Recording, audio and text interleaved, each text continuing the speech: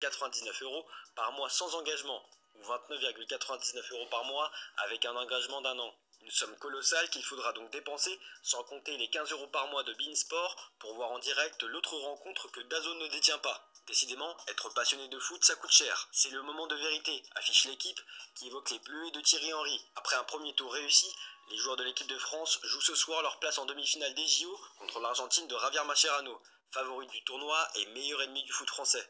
Des retrouvailles dans un contexte électrique, au vu des récentes polémiques sur les chants racistes, mais aussi la dernière Coupe du Monde perdue par la France contre les Argentins. Ils ont déposé le bilan et ont renoncé à leur statut professionnel. Les Girondins de Bordeaux ont fait face à une nouvelle décision. La Commission fédérale de contrôle des clubs, de la DNCG, a pris sa décision ce jeudi.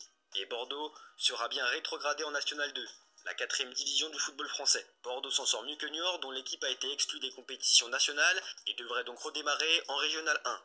Débauché à Watford contre 13 millions d'euros l'été dernier, Ismail Assar quitte déjà l'OM. L'international sénégalais fait son retour en Angleterre du côté de Crystal Palace. Marseille va récupérer un peu plus de 15 millions d'euros.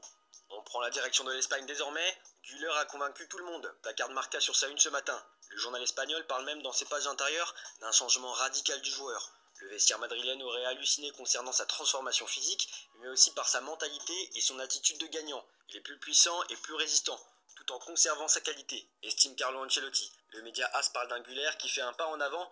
Contre l'AC Milan, il a été le meilleur récupérateur du match. Sceptique quant à sa position sur le terrain, Ancelotti envisage désormais Güler comme une option viable au milieu. Pour Hendrik, le match contre Milan a été plus délicat. Jouant en pointe, il a reçu peu de ballons exploitables contre une défense milanaise bien organisée.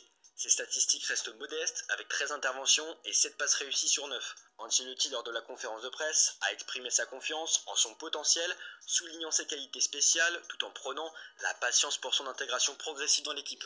Hendrik ne peut pas s'adapter en 5 jours, a expliqué le coach italien.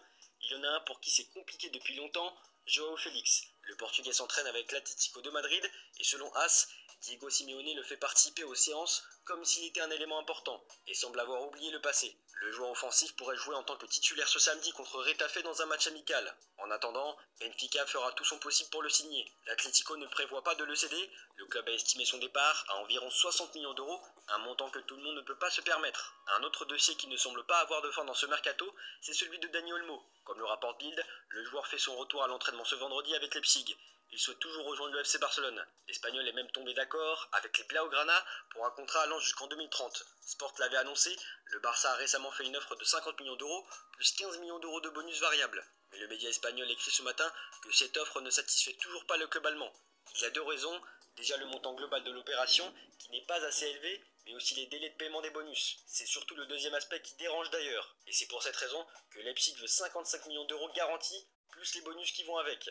En gros, le club allemand veut la somme pratiquement en un seul bloc. On prend la direction de l'Angleterre avec Eric Ten Hag qui est toujours autant en difficulté avec Manchester United, comme le rapporte le Manchester Evening News. S'il a pris des bonnes résolutions en apportant des changements dans son staff et dans la manière de travailler au quotidien, le Néerlandais ne peut que s'avouer vaincu face aux blessures de ses joueurs.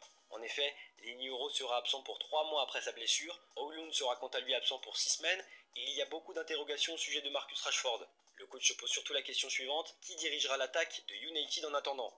Le Daily Star rapporte qu'il y a évidemment l'option Joshua Zirkzee, qui s'entraîne au Royaume-Uni après avoir obtenu des vacances prolongées en raison de sa participation à l'Euro 2024. Une autre option est de faire jouer Jadon Sancho en position de faux neuf, comme Ten Hag l'a fait en amical pendant 62 minutes. Côté départ, Manchester évalue l'offre améliorée de Fulham de 23 millions d'euros pour Scott McTominay.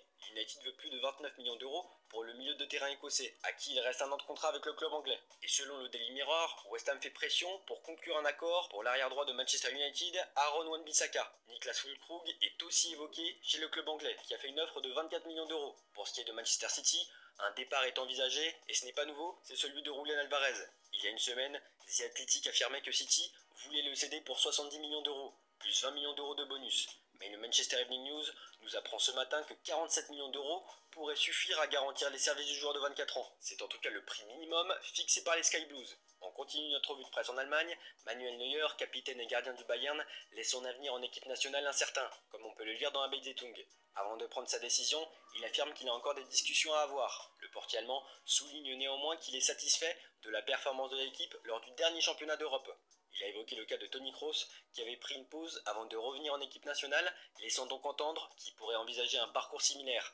Le temps presse cependant, car les premiers matchs de la Ligue des Nations sont prévus en septembre. En parallèle, Neuer a défendu Matthijs de Ligt, ciblé par Manchester United, en soulignant ses qualités de défenseur. Il souhaite que le Néerlandais reste dans l'équipe, même si bien sûr, les décisions sur les transferts appartiennent seulement à la direction du Bayern Munich. On termine cette revue de presse en Italie. La Juventus vise à améliorer son attaque après une saison où seuls Dusan Vlahovic et Federico Chiesa ont atteint la barre des 10 buts. Finissant 7ème parmi les meilleures attaques de Serie A, à égalité avec Bologne, les Bianconeri cherchent à renforcer leur effectif. Selon le Corriere dello Sport, la priorité est de recruter des ailiers. Les négociations sont justement en cours pour Nicolas Gonzalez de la Fiorentina. Par ailleurs, le milieu de terrain américain Weston McKennie pourrait être inclus dans un échange pour réduire les coûts de transfert. Pour ce qui est de l'AC Milan, ils ont officialisé l'arrivée de Pavlovic hier. Le Serbe né en 2001 arrive définitivement de Salzbourg pour 20 millions d'euros. Le club des Rossoneri continue son chantier en défense. L'arrière droit brésilien Emerson Royal se rapproche toujours plus selon Sky Italia. Il devrait être transféré pour 15 millions d'euros plus des bonus. De son côté, le joueur continue de pousser auprès de Tottenham